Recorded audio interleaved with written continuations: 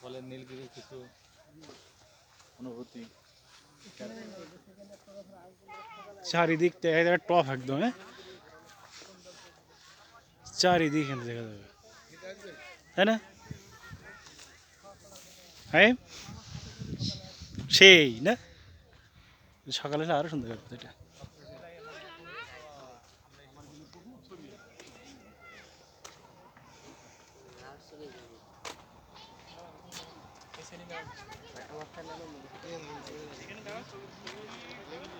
তোর আম্মু তো ডাক দে, বল তোমরা আসো, আসলে নিচে আসো। ওই কি ফারিদা আসছে না?